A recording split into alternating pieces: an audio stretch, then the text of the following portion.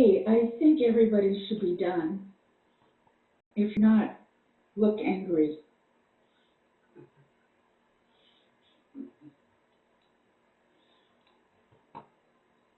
Okay, what I would like to do now is have Dylan Spulnika, a co-director of the Cinema Arts Center, and George, yes. Somebody talk to me? Have a minute. They need a minute.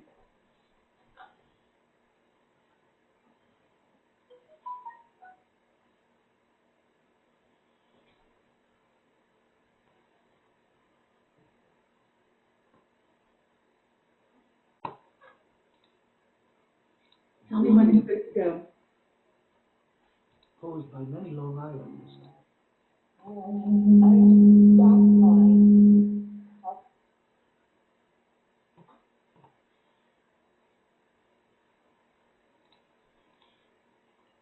you do it? And we're yours. In the sea.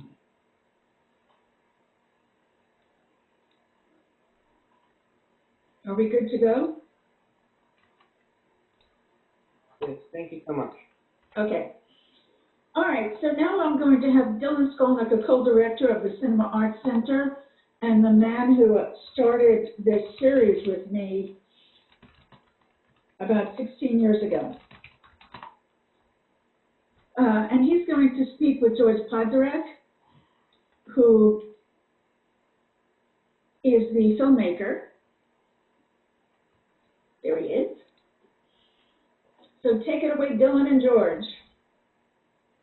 Hi, George. Well, first of all, thank you for this really lovely movie. Let me just start with a simple question. You know, how did this project come about? Is this a personal thing that based in your life, or just you came to discover Jones Beach? Well, thank you, first of all, for having me to the screening series. I greatly appreciate it. And I'm a big fan of the Cinema Arts Center, so it's great to see you.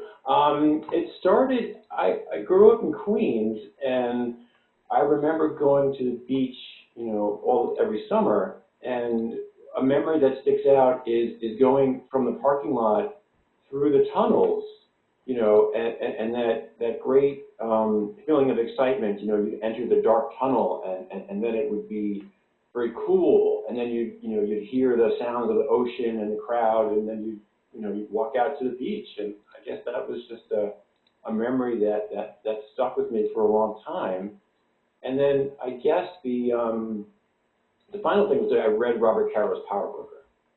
And after reading that book, I realized just what an amazing achievement this was. I mean, he took this basically empty sandbar and turned it into a beautiful, incredible park. And I was struck by the vision that it took to make that. You know, I think that's what interests me, that vision to take that, you know, emptiness and create this public space. Mm. Was there anything anything that was especially surprising beyond just that initial discovery as you explored the subject? I guess I would say, you know, just how many people really love the place, you know, and there's like such a great, you know, connection people have with Jones Beach. I mean, you could go anywhere in the world and mention the name, and everyone seems to have a connection to it, or a story, or a memory, or, you know, so it's pretty well known. I guess that's what surprised me. I thought it was maybe more of a local thing, but then as I talked to more people, I discovered it was a much broader subject than that. Yeah, I mean, it's an amazing story. And I mean, do you have a sense of what, I mean, obviously you only fit so much into a not even 30-minute film. Do you have a sense of what inspired Moses to do this? And just beyond that, you thought maybe we needed this? Well, he was always interested in parks. I mean, I think that was his real interest, and he really wanted to create something that was, you know, like this safety valve for New York City, where people could go and have recreation. Because before Jones Beach, there really wasn't anything like that. Like on Long Island, before Jones Beach, there was only one state park, and that was in Fire Island. That's all there was, and so his idea was to create something where people could go, and escape the city. And obviously, it was the antithesis of Coney Island. He wanted it to be everything but that, and clearly, that's what's so exciting, I think, is he was able to take an idea. I mean, I remember there's one story that Robert Caro tells where Moses comes he brings the architects and the people who are working with him to out to the Barrier Beach. And he takes out an envelope, and on the envelope he marks an X over here. I want one bathhouse over here, and then I want another bathhouse over here. And it's a mile apart, he says, and in the middle there's going to be a traffic circle. And the architects are looking at him like, "Are you kidding me? We can't do this. We don't have the money to do this." And I mean, that's the other part of the story. That's the other part of the story is that he was not only had this vision for the park, but he was able to get it done. And he was able to, find a way to work with the legislature or work with Smith and to get the money. And I mean, that's something that doesn't happen every day. So. You pack a ton into that. It was 29 plus minutes. Was there anything like other parts of the story that you would have gotten into if you had more time? Yeah, I guess my goal also is to leave people always wanting more. So it's better than bore people. So is there? Yes, I guess I would have liked to get into more of the some of the politics. How he really worked with people and to make it all happen. Because I remember reading when he gets the land. So he gets the land in different chunks for the Barrier Islands. And the last bit is owned by the town of Babylon, and that only is passed. It went to a referendum in the town, and it only passed by 7 votes. So you can only imagine if that hadn't passed, what would he have done, etc. I mean, so yeah, I would have gotten more into the politics, and I would have liked to sort of get into more of Moses' personal life, but it just didn't work within what we were constructing. It turned out that we were making more of a homage to Jones Beach, and that seemed to be the better through line for the film. Yeah, no, I mean, I think it worked. It was a good choice. There's a lot of amazing footage in there. I mean, that's the majority of what we see. How hard was it getting your hands on all those amazing material? Well, that's kind of an interesting story. So originally I started shooting, like live action at the beach. We went down, we interviewed people, a lot of people at the beach. We shot in all different kinds of weather in the summer and the winter and things like that. And then I discovered, or I heard, that there was a archive collection at the Long Island State Park Commission in the headquarters in Babylon. And so I said, I want to check this out. So I went there, and they took me into this room. It was like the size of a large closet, let's put it that way. And filled in there were thousands of negatives and photographs, just stacked on top of filing cabinets and inside drawers. You could just open it up, and some of them were labeled, and some of them were not. And it was I felt like I was a detective, or I had hit the gold mine, because there it was. Everything was there. A lot of the material that ended up making the film was there. And Moses had a vision to document this stuff, to publicize his creation. He would put out, I remember seeing newsreels, not newsreels, but promotional films, say, that he would put out, and they would tour. They would take him to the Kiwanis Club, the local church, and they would sort of promote the beach. So, I mean, that was, but once I discovered that, then the whole course of the film shifted, because then I realized that what it was really going to be about was taking people back in time. I wanted them to come back, to go on into a journey that would make them, become, go back to a place that people had long forgotten. And so that was, I think, the goal of that. How long did it take you to go through all that material? The film was a multi-year process of starting and stopping because, first of all, when I first started it, there was no money. Whatever I could make working, I put into the film. I'd go out, shoot an interview, get some more film transferred. It was a real stop and start venture. And eventually, I got an investor, Jeffrey Rosemarin, who basically helped me come up with the money to finish the film. And that's really one of the only reasons it was actually ever finished.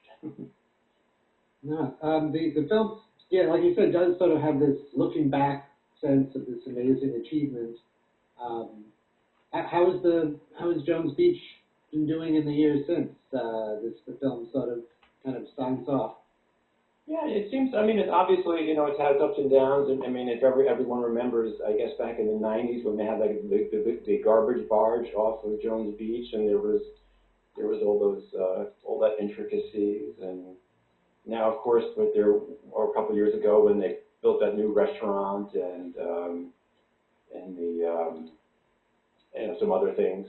I think it's still essentially the same place. I mean, the experience is still the same. I think that's what also the film kind of demonstrates is that the experience of going to the beach is basically the same. I mean, people doing the same things they did in 1920 they're doing today at the beach. You're going there to just enjoy the space and the swimming, soaking up the sun. I mean, I think that's the great continuity, I think, in all the decades.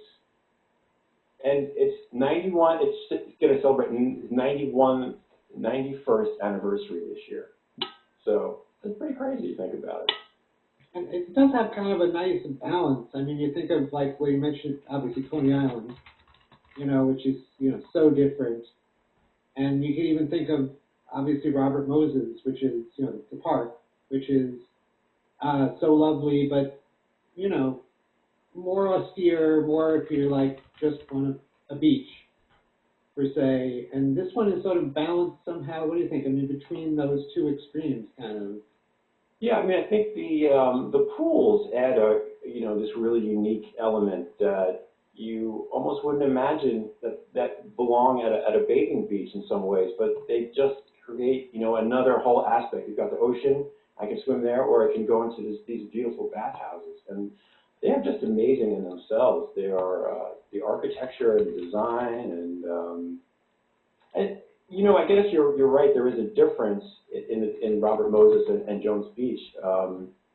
The experience. Don't forget, and the boardwalk is just amazing at Jones Beach, right? I mean, you can go for it seems like miles just walking along on that beach. I remember talking with some of the carpenters and maintenance people and talking about how they the wood on the boardwalk actually would wear out in different ways, and they had to find different kind of wood that they could use to replace it. It was like this, experiment. They had to like figure out which was going to, weather the conditions the best. Oh. It was a journey. It was a journey to make the film, and a real learning experience. So. I see that, yeah. All right, well, we could kind of keep talking. We have, especially tonight, we have a horde of people, like the beach on a really, really busy day. Busy Saturday, one might say, right? Or Sunday. So I want to leave time for some of the, I'm sure people have a lot of questions and stories. So Jude, maybe we should... Okay, we're going to, what are we doing next? We're going to go to Nancy Solomon and Susan Giuliani, who's a former superintendent of Jones Beach Park, and we're going to share the screen with a PowerPoint. So right now, just for an intro, Sue. Oh, there you are. There you go. Okay. Hi, everybody, and thank you so much for joining us. And George, it's just such a pleasure to see that wonderful movie. I know that you and I crossed paths because I was doing research for the exhibit along the bicycle path, and we both spent a lot of time digging through those archives at Belmont. And I laugh now because, of course, now it's all digital, but back then it was like flicking through negatives and looking for needles in haystacks. So thank you so much. And Sue, I think I met you around the same time when you were getting ready to install that exhibit. So thank you so much for coming. So why don't you tell us first how you came to work at Jones Beach, from your earliest memories, growing up. I know you have a great story for us. Yes, so thank you very much, Nancy. So I, as a child, used to come to Jones Beach with my family and parents all the time, and we used to love going into the ocean and also watching the softball games at the over down by the West Bathhouse. So it was always a great place to go as a child, and as I got older. I never really thought about working at the beach, but my brother was injured in a swimming accident and wound up being disabled as a quadriplegic. And in 1976, he was offered a job through the Human Resources Center, which is in Albertson, to work at Jones Beach. And he was working 30 hours a week, and I would get paid to drive him there. And while he was working, I would be swimming and enjoying the beachfront and playing miniature golf on rainy days or the pitch putt golf course when there was nothing to do.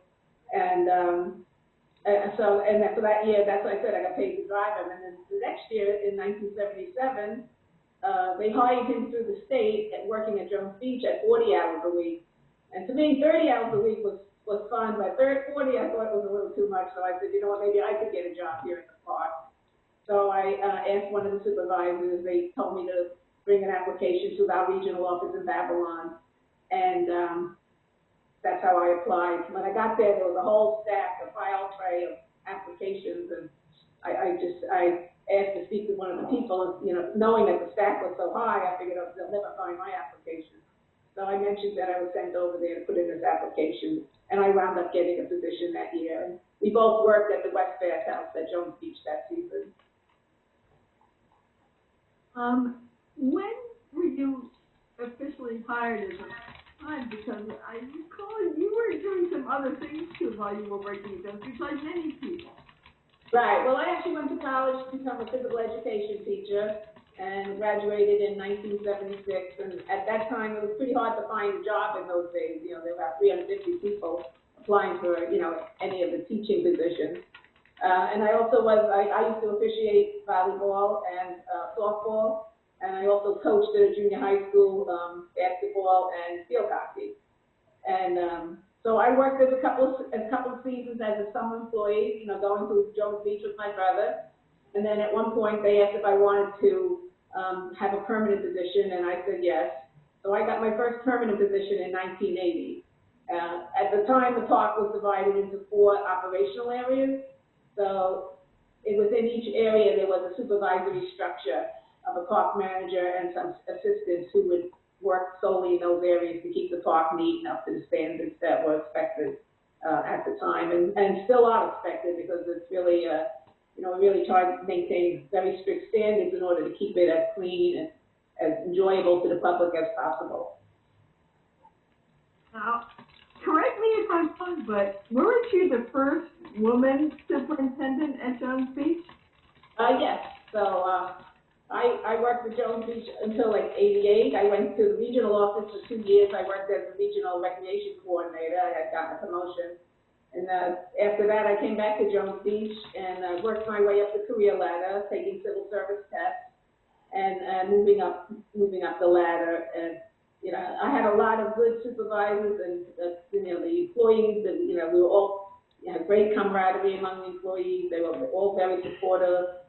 Everyone wanted, trying to help each other to do to be able to learn the job, become better, become more efficient.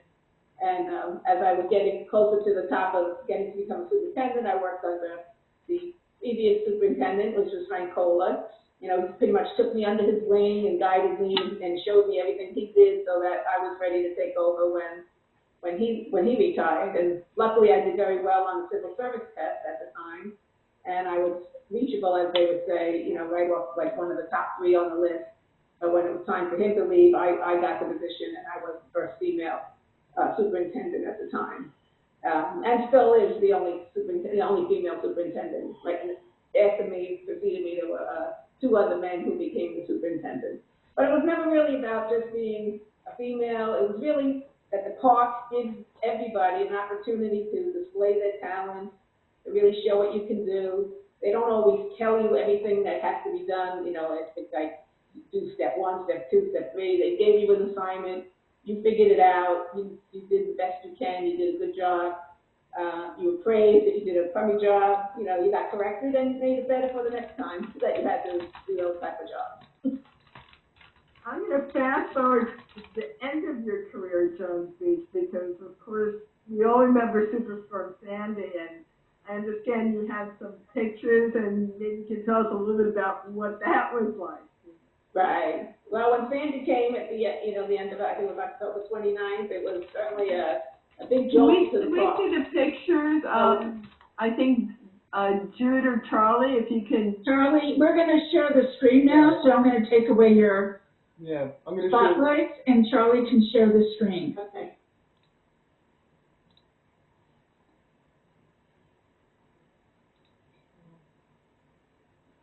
Yay! And you just tell me, as soon as it pops up, you tell me when to go next. Or whatever. Okay, you can go next. So the storm was really one of the worst storms I ever saw at Jones Beach, and it's created a lot of damage to the park. And this is a picture of the boardwalk that goes between the East Bath House quarter circle to Field 6. And you can see how much, all that grass hanging from the railings and the boardwalk is really the dunes that were east of Jones Beach. As they got washed away, all that grass was pushed up onto the boardwalk. But you can see how the boardwalk is undulating, how it's lifted in sections. It was actually a whole section with a light pole on it that floated halfway into the parking field. And you can see all the debris, the wooden debris that was left behind, after the storm. So next.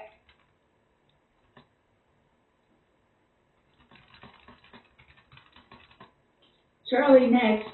Yeah, I'm trying. Sorry. You should just be able to hit the arrow. Yeah, Charlie, just hit the arrow at the bottom.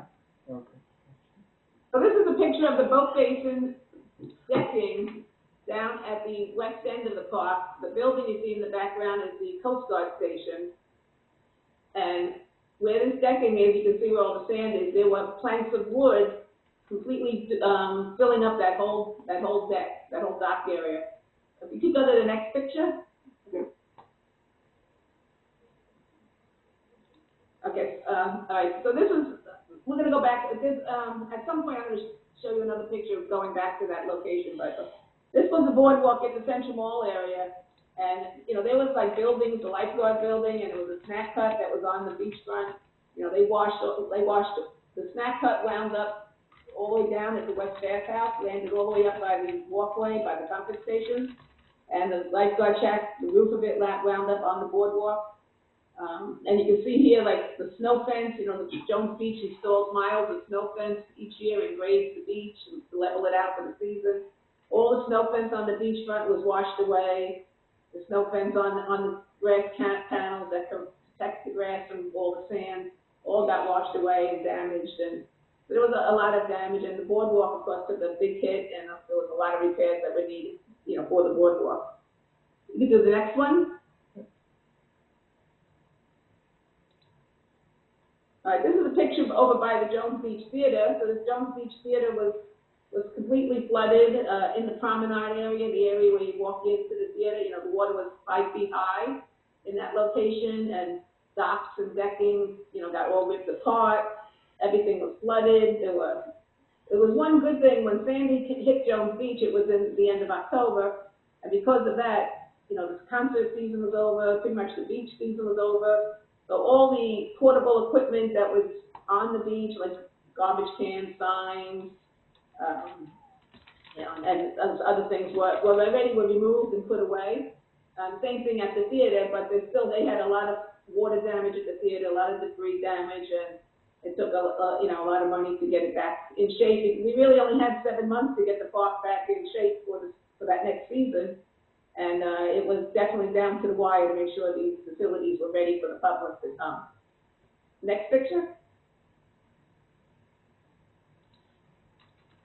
So this is the underpass from the West Bathhouse that leads into field number 4. So the water from the ocean came all the way up on the grass panels, past the grass panels, and it started running down the walkway into the field 4 underpass. And you see the concrete slabs because of the water, and there's a sand base under the concrete that was all undermined by the rushing water, and you can see like it just lifted those concrete slabs up, and of course with a lot of damage that had to be repaired. The water actually wound up about halfway through field number 4 by the time the storm subsided at that point. The next picture. This happens to be the roof of the lifeguard shack down by the West Bathhouse, and there there's there's a round building there. It has a 2-foot concrete foundation, and then it had more wooden roofs that was above. But that roof got completely washed off the shack and wound up on the boardwalk by the West Bathhouse. You can go to the next one. This is over by field number 6. You can see how much debris, like the beach grass, that's all brushed up, washed up, and as we call them, like plastic floatables or foam or styrofoam that have been in the ocean that all got washed up or in some of the low-lying areas in that area, and that was a lot of damage, a lot of debris that had to be cleaned up. How about the next picture? This is a section of boardwalk. This is actually a ramp from Field 6. It was part of the accessibility ramp down at Field 6 at the time, which was a wooden deck ramp that was put out by the staff each year. And this is a section of it that wound up from Field 6 all the way down to the West Bathhouse. And like I said, same thing in here. You can see the debris, you can see beach grass. Okay, go to the next picture. There's a picture of the theater, but this is a couple days after the storm passed, and there was still water. You can see all the water in there, and the building in the back behind that blue sign, that was the concession area where they sold all their refreshments, and all the refrigerators and the freezers and all the mechanical equipment that was back there was totally ruined. It all had to be replaced for that next coming season. Okay, next picture.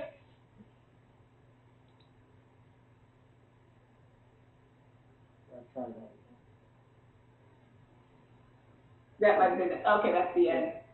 Is there anything you want me to go back to? I couldn't hear that. Sue, is there anything you want to go back to? No, that's okay. That one thing, there's not a picture here, but there was one picture where I showed you down at the boat basin where the decking was washed off. There was a picture of it. I had a picture that I guess it makes it show that it was all the wood that was on that deck was all piled on the far west side of that dock area, and it was amazing amount of debris and that had to be taken care of. And at the park, a lot of the electric services, we had started moving them above ground because the year before we had a big storm also caused flooding, and a lot of the electrical services were subgrade. So some of those already have been moved up to higher locations. But the power was knocked out in the park for at least 2 weeks. Because of that, the water tower, they couldn't pump water to the water tower, so there was no water in the park. Until we were able to get the power back, then we could start pumping up the water tower to provide water to the park. And the park was closed for a couple of weeks. The parkway from the Wandsworth and the Meadowbrook Parkway and Ocean Parkway were closed off. Motorists were not allowed to use those roads. And once they reopened them, we had to be prepared to be reopened for the public also. So it was a big job to get everything just even protected right after the storm and reopened by the May of that next year.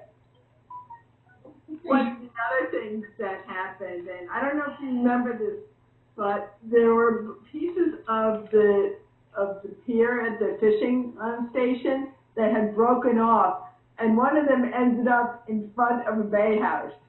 Oh, wow.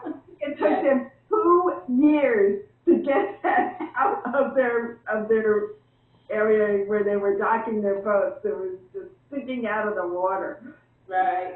If you would have seen, when the water was at the highest, the piers were pretty much off their moorings, and so there was a lot of floating up and down, and like I said, there was a big T section. I remember the one T section that washed away, and, it was no longer, it had to be replaced. So there was a lot of repairs that had to be done to the park in order to be prepared to open that May.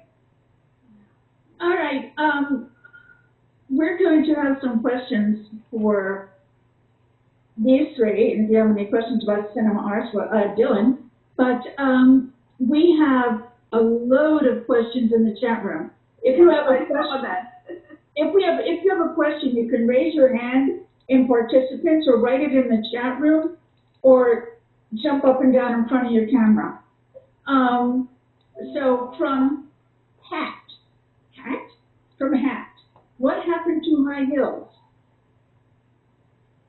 The High Hill Beach, I think is the question. Hat in here? George, do you want to answer that? Because I also have some information about that too. Well, yeah, most of the homes were actually moved. And did it move to Oak Beach? West Gilgo. West Gilgo, I'm sorry. Okay, it's been a while. Okay. Yes, but so most of the homes were moved and they were actually saved. And I don't remember more than that, though, actually. Was there? There were probably about a dozen homes that were moved, and the Davis Moving Company was the company that moved them over there. And we did a survey there, a historic survey, probably about 15 years ago, and we found most of them. And they're in just very good condition, and the same families that had them at High Hill Beach, most of them still had them, in their families. So that was pretty amazing. Dr. Fred Fussell, I don't know if you remember him. Oh, yes. I have a feeling that name would ring a bell. He lived in Mineola, right? Yes, he did. Yep. But he Yes, had a house there. West Gilgo. I met him when he was 96 years old, and he still could remember quite a bit. Oh, wow. So we did an interview with him, and we scanned a whole bunch of his pictures. Josh Soren, Sue Giuliani, you probably remember Josh. Oh, yes. We worked Sure. with the park for probably like almost 20 years. Wow. We hired him when we first opened the museum down by the East Death House. But there were 3 staff residences at the park, and the house that I lived in and one of the other houses. My house was 2 of the day houses that were moved, the High Hill houses that were moved down by the Park Police Station in the West End. And the house next to me was actually 3 houses that were combined and put together for down in that area also. So we know where like 5 of the day houses, High Hill houses, wound up. Okay, we have another question from Ronan. Was Jones Beach built before Long Beach? Want me to give that a shot? Okay, Long Beach was developed in the 1890s. It had started to grow when the Long Island Railroad came out to Long Island, more or less in the 1860s, 1870s. And J. Reynolds of Reynolds Channel, which is one of the waterways that, is on the bay side of Long Beach, developed it, and, there were a number of hotels, so it came long before Jones Beach. Jones Beach was not built until, well, George, why don't you tell them a little bit, to remind everybody, how Jones Beach came to be.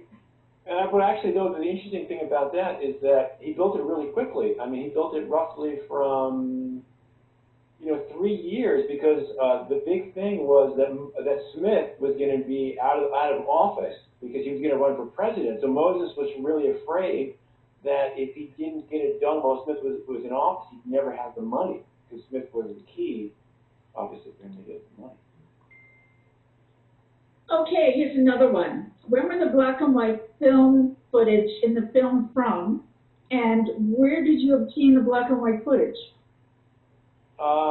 So the footage came from a bunch of sources. I mean, I met some people who lived at High Hill, and they had footage, you know, of their summer holiday, and that was amazing to find that footage. It was, you know, home movies, 1927, whatever, and they had shot their home movies of the beach and of the activities and of, you know, their whole family life. That was beautiful. The building footage came from the Park Commission itself. You know, the footage of them actually constructing the park was shot by the Park Commission, and so that's where that footage came from. Ronan, Lots again. of photographs in your film too came, from the Park Commission. Yes, yes. And actually, an interesting thing. There was a person I met. I think her name was Marge McGowan. Her family actually, or her father worked at the beach, and she gave me construction photos from the beach. And I mean, at the time, it was amazing, amazing. One thing led to the next thing. It was, as Nancy well knows, that's how it works. When was Robert Moses State Park built? Ronan again, he's the most question. Nancy, I don't know the answer to that one. I think it was in the 1950s, like around 54. I think it actually first opened in like 1904, and But when did it become a state park? when that I'm not positive. I think It is the oldest state park on Long Island, though. Yeah, I think it was many years later after Jones. Okay, from Ronan again. Excellent film. Will you make one about Robert Moses Beach, Fire Island, or Montauk State Park, or another Long Island beach? Haven't really thought about it, but I guess if we could find the great stories and the great footage, I would love to, yes. Okay, where the people who had homes there, this is from Risa, not Ronan, were they bought out by Manifest Destiny?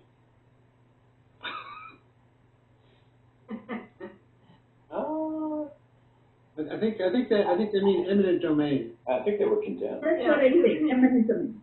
What I've heard, at least is you could either move your house or it was going to be pulled down. Yeah. So those are interesting choices. That's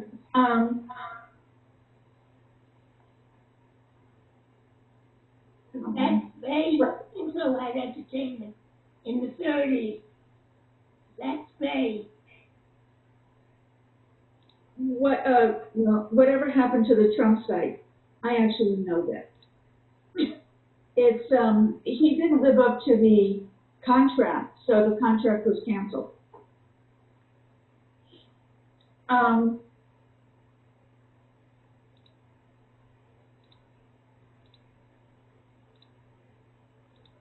That's Bay. Used to have entertainment in the 30s at night. Who is talking? Who's speaking? That was Ethel. Ethel, what was that question? I think she's muted now. I think she wanted to know about the original Marine Theater that was. It was called Zack's Bay. Yeah, at Zags Bay, Zack's Bay. And they had entertainment in the evening in the 30s. I didn't know it was that old. What have you heard about that Marine Theater? I used to go there in the 1930s. I think it was more like an aquacade. Oh, no. They had bands. They had bands and entertainment. And they did have an aquacade, the swimmers, yes. Right, and they had like wooden bleachers. Right. That were, you could see were like on a 90-degree angle, and yeah, so like you said, and they probably had entertainment at the time. Very much. The theater that's there now was built in 1952. No, this is in the 1930s. Right, yes. Because I used to go to it, and at the end of the day at the pools, we go for the entertainment. And it was called Black Bay. Okay. Was Robert Moses, this is from Ronan again, was Robert Moses State Park built because of the capacity of Jones Beach was reaching its limit? And was Ocean Parkway constructed when Jones Beach opened? I'll take the Ocean Parkway part of that question. The Ocean Parkway was built, extended all the way out shortly after Jones Beach was opened. I don't know about when the other question. I don't know. Anybody else? I don't have any exact information, so I wouldn't want to give anything that was incorrect. Okay. I thought people might be interested. We did some interviews with people about Guy Lombardo, who ran the Marine Theater for many years at Jones Beach. And so I'm just going to put a link to the video that we have, about him. You might want to look at that later. Here's a suggestion from Jill Rezek. You can correct me, Jill, it's okay. You should preview the movie during the summer at the band show. Just saying, it's a good idea. Excellent idea. And then it says 4 miles round trip. I don't know what that is.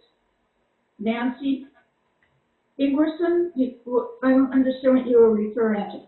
They were talking about the length of the boardwalk. If you walk it round trip, it's 4 miles. So I have a question for everyone. One of the more colorful characters we interviewed at about Jones Beach is Reggie Jones, who is the longest-serving lifeguard. And if you want, it's just like 5 minutes, and there's a great story. If people want it, maybe Charlie, you can post it. It's about 5 minutes. Why don't we share the screen for that? Because I'm not doing this link thing. Yeah. Yeah. Charlie? Yeah, we'll try to share this. Mm-hmm. Okay.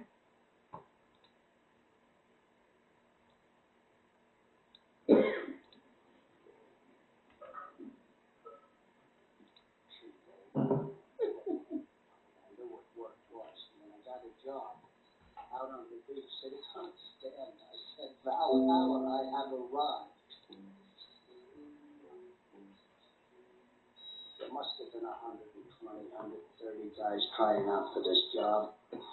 Lifeguard. And I didn't know how many jobs they were going to have, but at any rate, I started going through training down there. And in those days, they didn't just give one test. You had to go down and go through 3 or 4 weeks training. And you didn't get paid. And through a period of time, about 2 weeks or so, half of the guys dropped off. But I wanted the job so bad, I stuck right with it. Finally, after another couple of weeks, about 70 of us left. Old Captain Hank Daly with a big barrel stood up on the bench, and he says, "We're going to take 10 puppies. You're looking to the guide." I says, "Only 10? After all this labor camp, we're getting dead." We started to move up, and Tommy McCormick, Mo Merrill, Billy DeVoe, and each made my heart drop. I said, "Oh, no." And finally, number 9, my old buddy Artie Wink, and I said, "Oh, gee, no." And then finally, number 10, Reggie Jones, and I thought I won the Olympics. I said, yes, there is a God. Artie Wink was a young fellow that I went to high school with. It was my second year on the job. It was World War II, and Artie and myself, we knew we'd have to go into service as soon as we turned 18. Well, that summer I was sitting on 2 West with Artie. That's a stand that was 2 West of the West Bathhouse. Artie got off the stand to go back for lunch, and I said, "Artie, will you bring me back a Jones Beach hot dog?" I was getting hungry. He said, "Okay, Jonesy," and off he went. Well, somehow he never came back to that particular stand, and a day or 2 into the service he went. Well, I lost track of Artie, and I often wondered what happened to good old Artie that went into the service. 40 years later, I'm sitting on 2 West, the exact same stand that Artie got off of. I look down, and lo and behold, walking by in front of me was Artie White. Now, you understand this is 40 years later. And somehow I recognized him. And he had come back to Baldwin to settle his mother's estate. And he was with his 25-year-old daughter, and he was pointing out to her where he worked as a young man. And when I looked down and saw him, I says, Artie, wait, where's my hot dog? I said, up here for 40 years, where have you been? Well, you ever see a guy take a double take? This was a triple take. Jones, he gasped for air. He literally gasped for air. He said, I can't believe it. You're still here. I said, where do you want me to go? I'm getting hungry.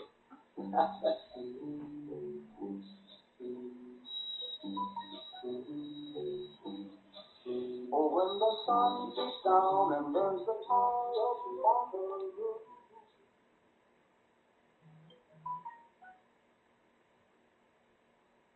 So there are quite a few things on our YouTube channel, so you may want to check it out one day when you're looking for, they're all fairly short, but they're all, based on our interviews. And Reggie was just such a joy and, full of great stories. Yeah, if you go to the Long Island Traditions website, first of all, it's one of the best websites I've ever seen. And you can find a lot of videos and books and things. Including George's film. George, is your film available on Amazon? I have a recollection that it is. Yes, it's available on Amazon and through your site, Long Island Traditions. Yeah, either one. Ours is a little cheaper. We try to make it more affordable. So you can go to the Long Island Traditions website and look through the website. They have a lot of really fascinating things there.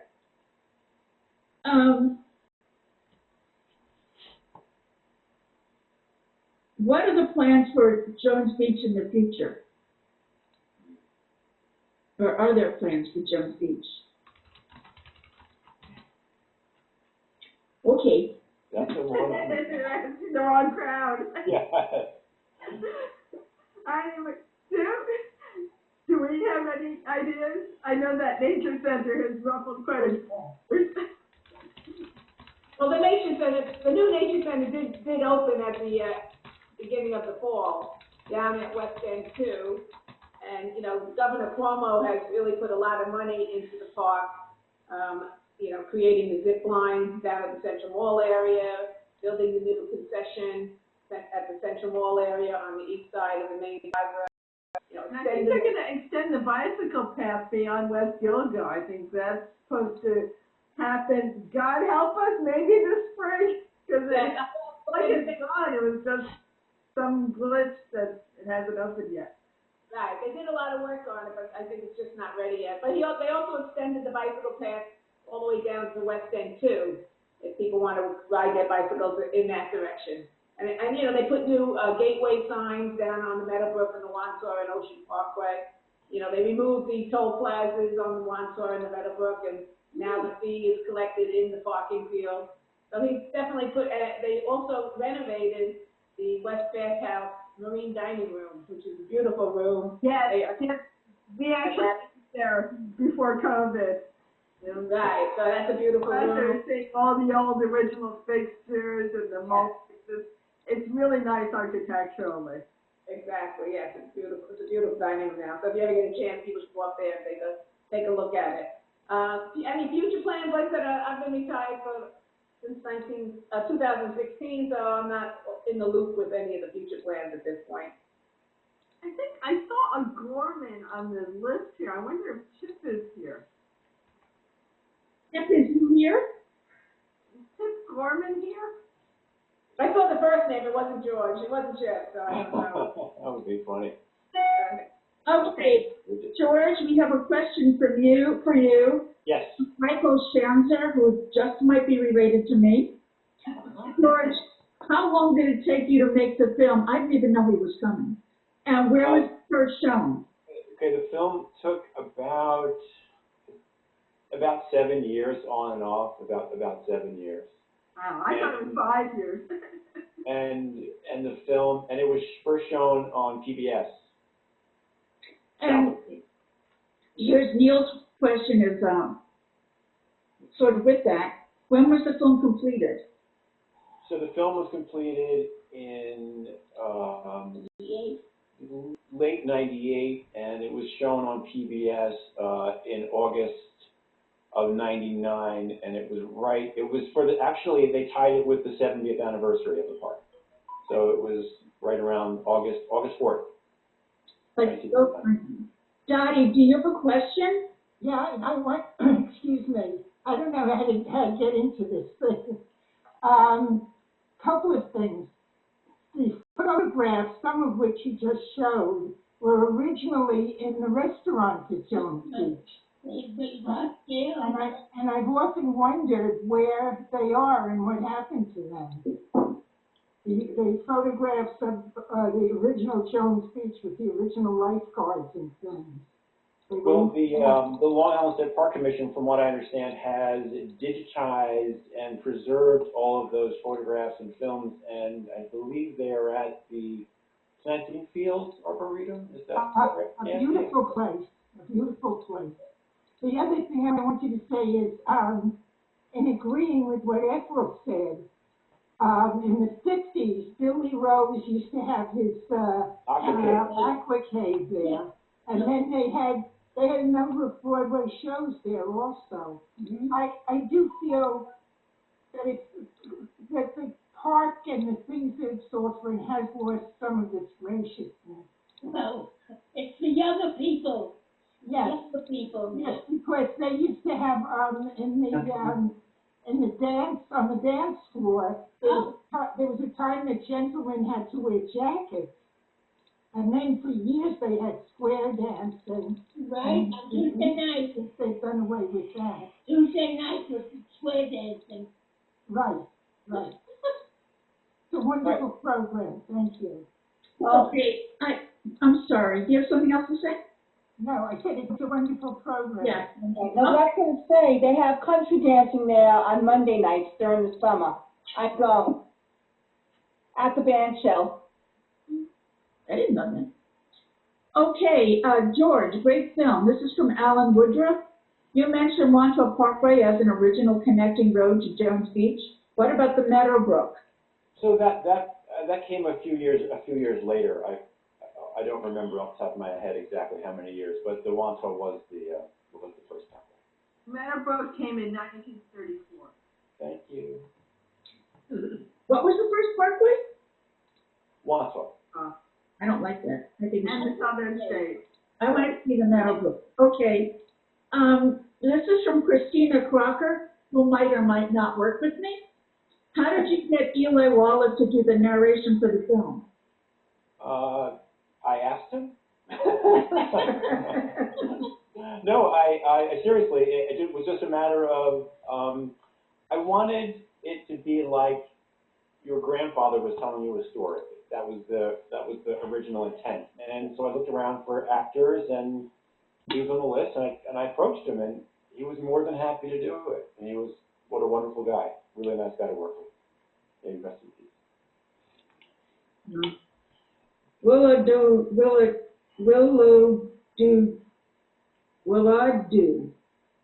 You know who you are. Okay. Did Zach Spade have arts and crafts for kids in the 1960s in cabins? What you say, in cabins? Yeah. I don't remember any cabins. Like when I started in 77, they did have an arts and crafts program in the, that they had what they called at the time the children's play area. There was an adult play area that was further to the east, but just next to where the umbrella stand is, there was the children's play area. And yes, they did arts and crafts. Okay, Nancy put a link in for the Guy Lombardo piece. So you might want to copy that or take a picture of it with your camera. Boy, lots of people knew Reggie. Okay. I'm glad his son Gavin is here with us tonight, which is really great. From Denise, my dad Walter Scher is here. He started the Lifeguard Union for Robert Moses. Robert Moses didn't like my dad. He is sitting right next to me. Oh. Now I have to find Denise. There he is. Can you guys see him? Wait, I'm looking. I'm not computer literate, so I'm trying. Well, and I keep talking because that's how I'll find you. I'm trying to do this, but I'm not computer literate either. But my dad's sitting right here, and I think I got him on the Okay, video. there you go. The cops were here constantly, from what I understand. Can you see them waving to you? Yeah. How are you? It was good trouble. I tell everybody my dad's responsible for the 70-year-olds in Speedos. Okay, maybe not such good trouble. Remember Reggie telling me the story of how women were allowed to be lifeguards, that some of the guys in the union weren't too crazy about that at the beginning, and Reggie said, "What, you nuts?" It was a very tough time. Very tough time. They had cop cars in front of my house. We had 7 cars in front of my house for a week trying to serve me an injunction because we were going to go on strike. It was a terrible, terrible time. The state was terrible on that. We went on strike because we went into a meeting in fact, it was the Twin Towers, and we had a meeting with Shapiro and I forget the Sidney Shapiro? Excuse me? Is that Sidney Shapiro? Sidney Shapiro, yeah. And we had a meeting in Albany and in New York City, and he had a representative there. He wasn't actually at the meeting, but they were in touch with him by phone. And he told us all the people that worked down there, one by one, he said this, we have to change the names in order to give them raises. And he told us the number of people that were getting raises. And then at the end, he said, and the lifeguards now, their pay is going to be cut in half. And we said, what are you talking about? And he says, your pay is cut in half.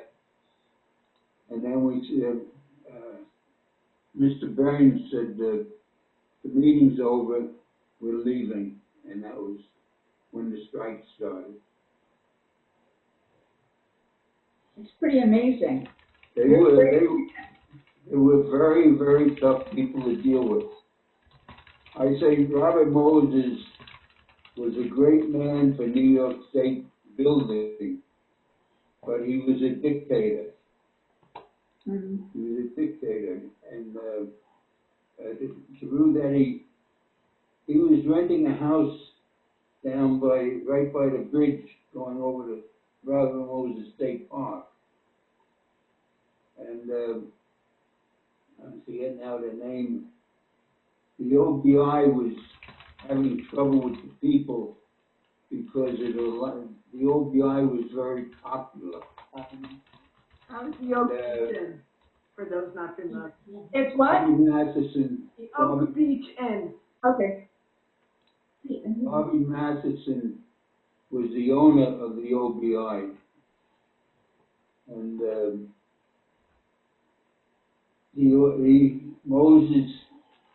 people went to Moses to complain about all the noise and the trouble that they were having at the OBI. And Moses sent his police force. He had his private police force there, the Long Island State Park Police. And he sent the police to check all the cars going into the parking lot to see whether their tires were worn. And Bobby Matheson must have gotten close to 100 citations. And, like I say, Moses was a great man for building, but he was a terrible man for people. He didn't like certain people. In fact, he built the Southern State Parkway with bridges that buses couldn't come into the city because he didn't want that type of people at the beach. And he treated employees terrible. There always were buses going to Jones Beach. What happened is the bus designs got bigger. I saw the contracts at the Belmont State Park offices, and I had pictures of those buses going through the toll gates. You've probably seen those same pictures, George. So that's the one fault I have with Robert Caro. You know, that's not how it happened. Oh, my dad lived it. I have a book from 1932. It's called A Guide to Jones Beach, and it shows the buses coming to Jones Beach. And they only came one way. They went to the train station. Yeah. At Wantagh, and then they brought people down. They did not. They didn't go on. And Freeport once the Meadowbrook was. Freeport. They didn't go on Southern State Parkway, though. Correct. That's correct. Right. They came from the train stations, but at least people take public transportation to get. All right. Well, that's not that important. But he was a terrible person for personnel. So I'll tell you that. Because I was face to face with him at meetings. He wasn't a very nice person. Why do you think he didn't? Why do you think he didn't want the unions? What was it about the money, or was it more? What was your thought? Because we were the first group of people that ever fought for to tell them that they were wrong about things that were going on. We used to be that on a rainy day or even a cloudy day, they closed the beaches down and they would lay us off and we wouldn't get paid. So the only thing that made a lifeguard salary that we could, nobody made a living off a lifeguard, working for a lifeguard. I mean, that was an extra job. That was never a permanent job for, I don't think, anybody. Even like you mentioned Reggie Jones. Reggie Jones was a teacher. That was his salary. He was a wrestling teacher, and He was a wrestler. He was a coach, yes, and a referee, yes.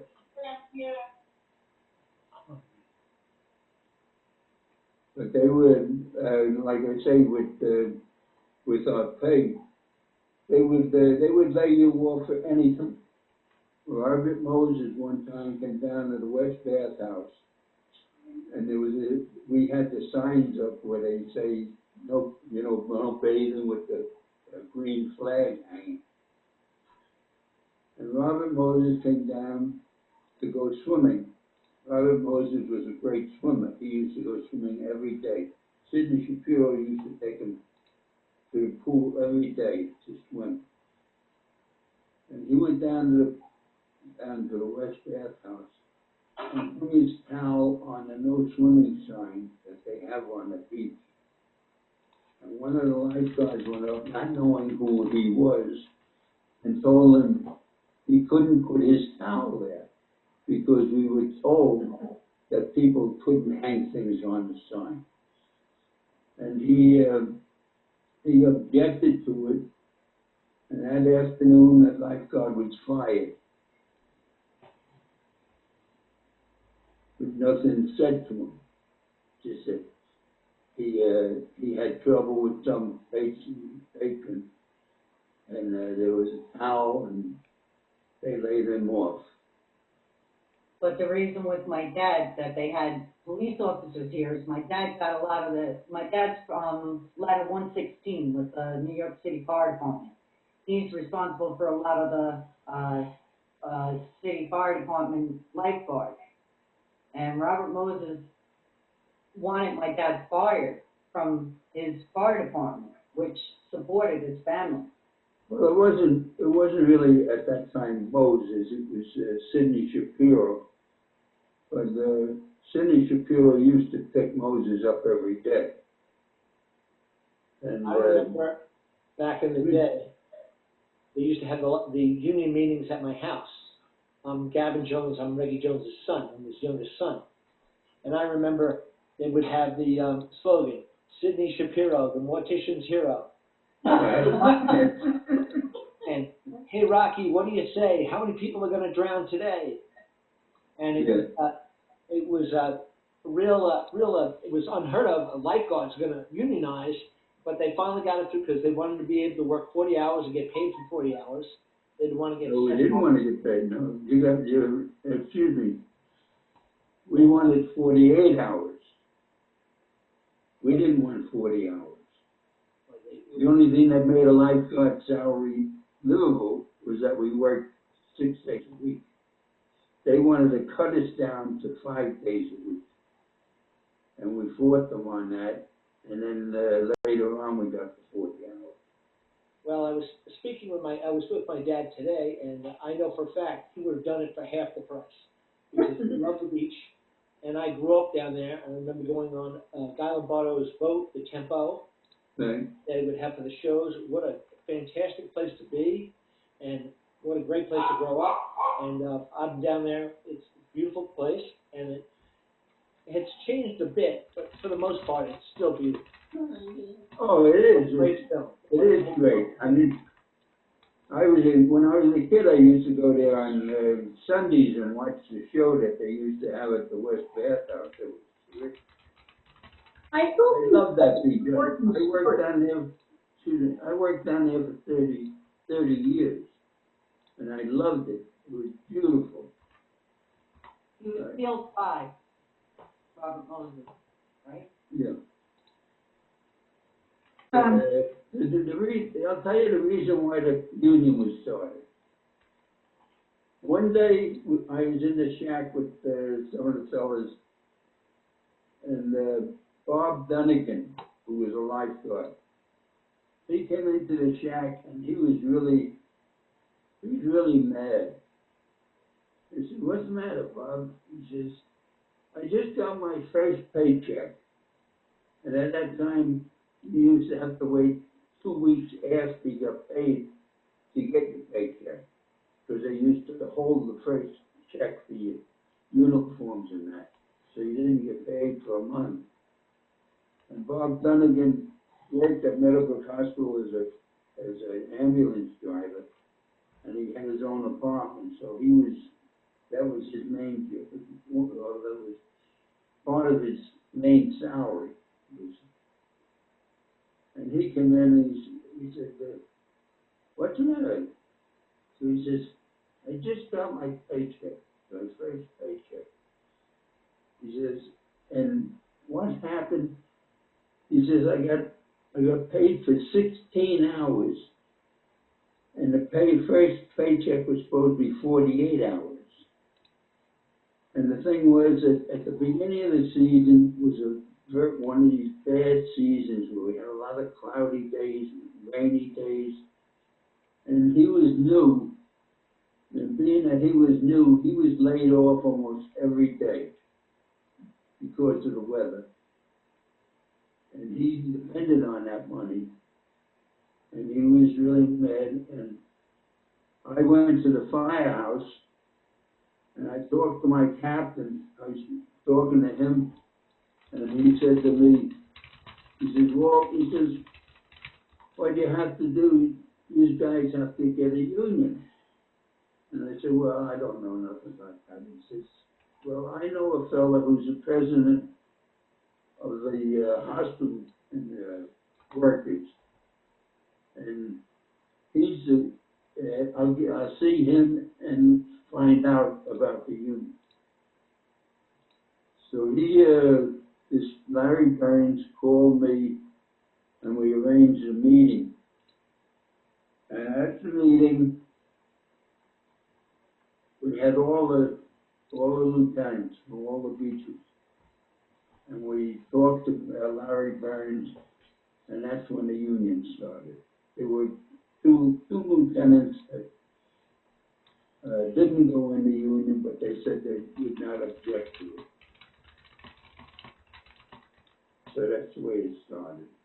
You know, Walter, I hope you record all these stories.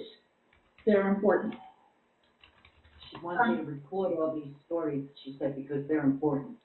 Oh, Oh, Dad said, the other thing that he has mentioned one time to me is that he has never seen bigger men than Robert Moses had at his side. He said these guys were huge. He said he's never seen bigger, like, guardsmen than Robert Moses had. You needed them. oh, yeah, yeah. And my dad was also told certain information that, okay, I have to stop, sorry. What? I'm not allowed to say. Okay. It's getting late, folks. All right, we have, George, my brother, who is, I guess, your agent, has a question for you. Sure. George, are you currently working on other films?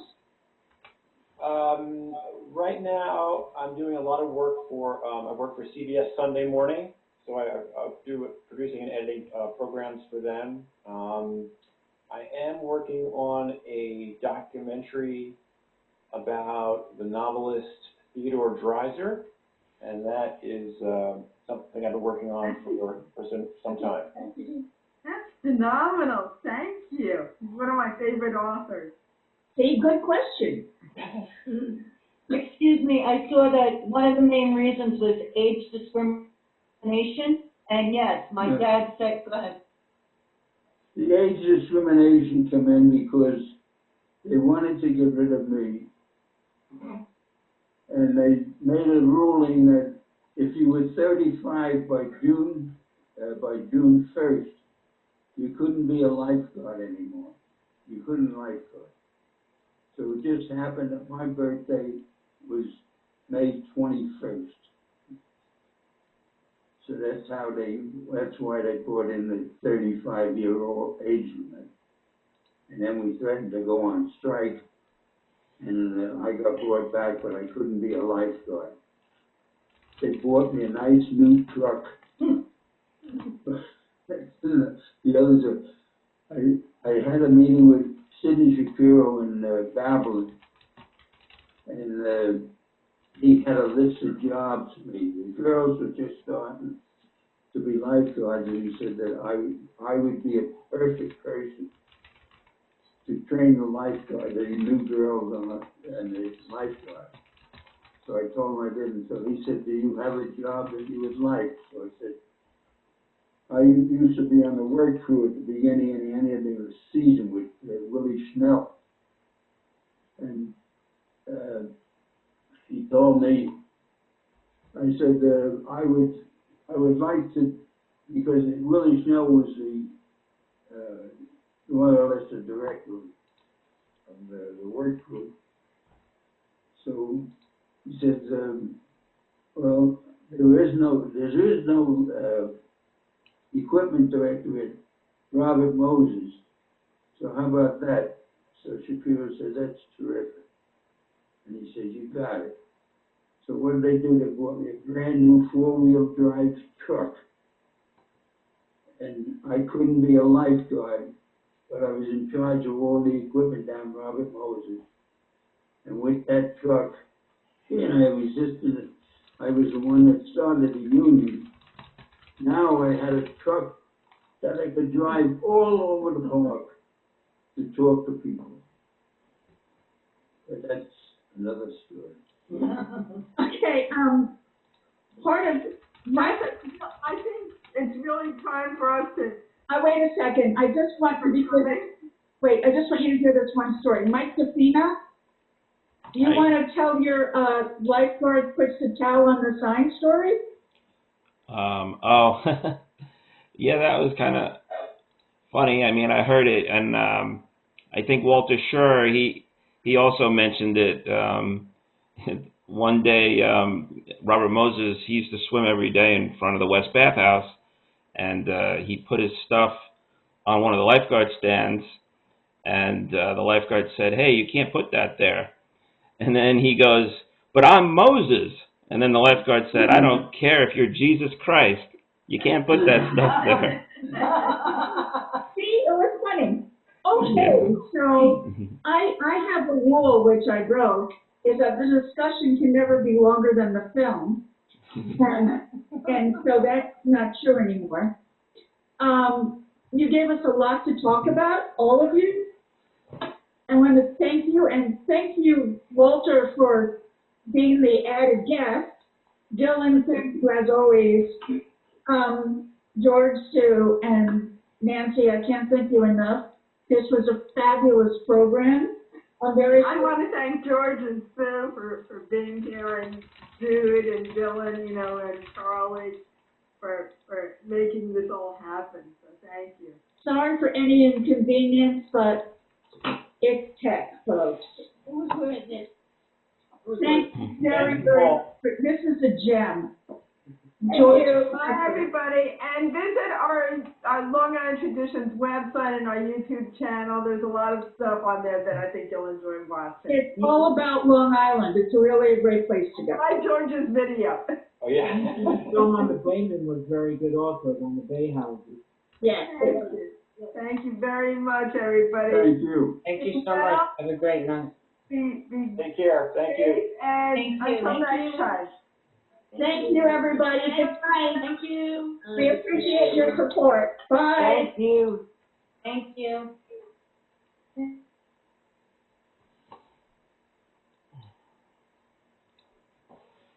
Oh, that was great.